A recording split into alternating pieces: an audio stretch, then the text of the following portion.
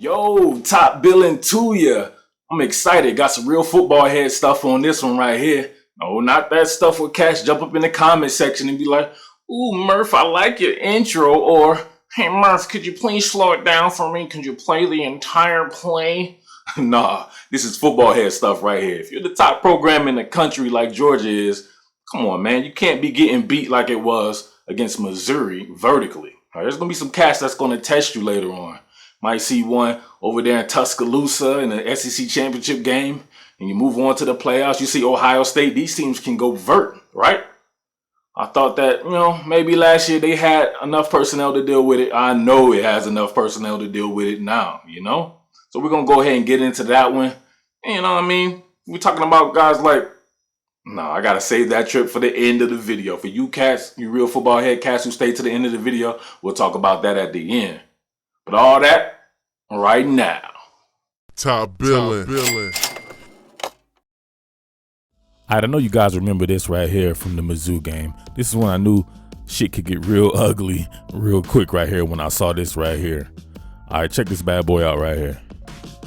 What Georgia's doing right here is, first of all, they send a fifth man right here. Looks like Jawan Taylor being sent.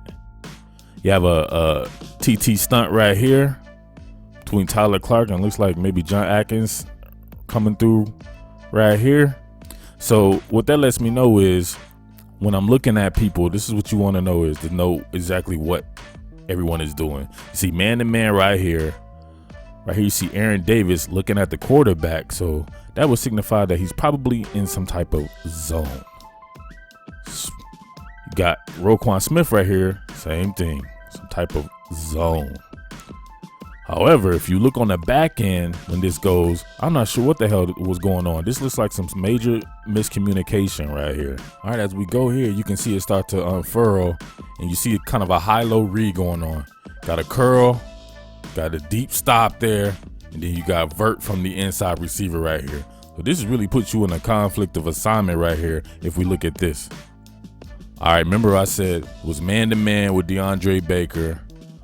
The way Aaron Davis's turn, he's looking at the quarterback. So he's in some type of zone, in some type of zone. But obviously, anybody running in your zone, you're going to have to run with.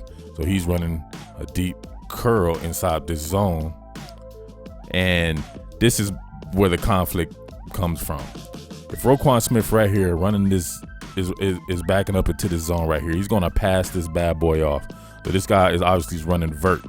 He's not going to run into Roquan's zone. He's coming out here to my man J.R. Reed, who's been mistaken for Ed Reed, but he is not Ed Reed. He is a damn good football player, one of my favorite football players, but he is not Ed Reed because this is where J.R. Reed struggles at right here. So we see my man running vert on J.R. Reed right here. J.R. Reed's giving inside leverage. So it's looking like he's playing some type of zone, or he's playing kind of a combo like a man type thing, because he's turned, like if somebody comes right here, he's gonna have to be the deepest of the deep. Because if we see down here, sorry I didn't diagram it before, this is my man's rolling up coverage right here to the inside. This would be one free safety Dominic Sanders here. So as we see this, all right, as it comes off, we see the pass off right there. So boom, who's the next guy right there? First curl up at the top of the boundary. Second curl, J.R. Reed deepest of the deep. But J.R. Reed, for some odd reason, you just look at him. He kind of slows up. Like he's like, all right, Aaron Davis, you get him. Or he thinks like he's a corner and there's somebody rolling out. I don't know what he's doing right here, but this was terrible. Boom, he just stops running, and this was almost a disaster. Thank God Drew Lock threw it off target there. But let's check some more. This is not J.R. Reed's strong suit. All right, check this one out here. This was a complete disaster as well. You got kind of a quarter half look right here, going against kind of a post streak. You got doubles to the field side right there. Got twins to the field side. They were in a stack formation, running kind of a post streak, and then you kind of just got kind of a vert route going over there to the boundary. But let's check this out right here. This is bad communication, or somebody's just out of their mind on this one. All right, so quarter half coverage, you're gonna have it's like combination coverage. Over here to the strong side of the formation, you're gonna have two men playing kind of a deep halves right here. Well, you get kind of your man right here, Aaron Davis. He has all of this back here, right? Then you have your man J.R. Reed. He's gonna kind of float this hash right here and has everything back here, right? Right there. So they, you know what I'm saying? Kind of, your man Aaron Davis has to really be on his horse right here because he's got to cover all of this. Got a little bit of help with J.R. Reed right here, kind of running this back quadrant right here. You got DeAndre Baker, man on skill right here. This must have been Jamon Moore. So put him up man coverage, but it's kind of a cover two look over here. So he can straight up get chicken fighting with this receiver right here, and it doesn't matter because Dominic Sanders is right here to help over the top right here, right? So you'll see him kind of peel back towards here to start the play. However, stuff gets lost in translation easily with this play. You see right there, you see it. All right, everything's unfolding pretty good right there. You see Dominic Sanders and J.R. Reed back there, both working that quadrant of field. Aaron Davis running his deep quadrant right there. I'm not sure what he's doing because he passed him off like he was playing cover two when this is definitely a cover three look. And then your man right here looking at the QB. Obviously, he's looking at the QB right there, and he sees this potential post right here. But man, this is his responsibility right here. If anything, you let Dominic Sanders worry about what's coming on in this quadrant of the field with this guy coming right here. So who has this guy right here? Not Aaron Davis, because he passed him off, right?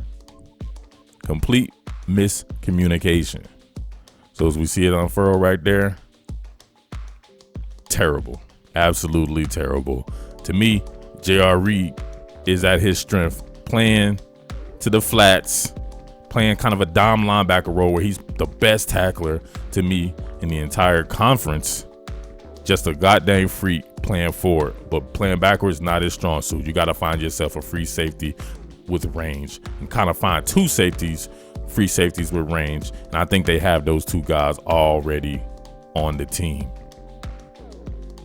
All right, bear with me. I know this is brutal, but this is what film study is all about. If you want to know what your team can get better at, you got to look at not only the good stuff, man. You got to look at it all right here. So we see another fail right here, but this time in more of a cover three look.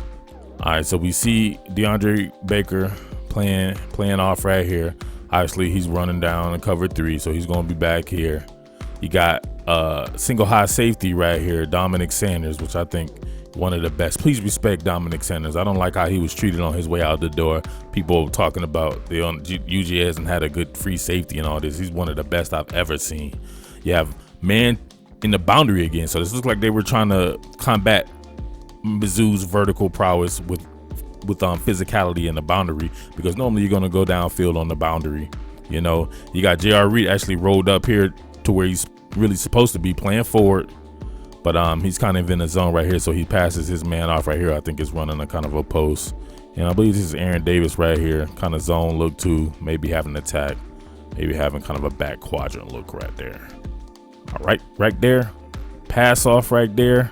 Your man J.R. Reed down there. DeAndre Baker's doing his thing. He's running deep with the deepest. But man, my boy right here, man, Drew Lock does a great job of kind of holding him. He doesn't necessarily put the best angle into getting out here to combat this, because my man was cooked off the line of scrimmage right away.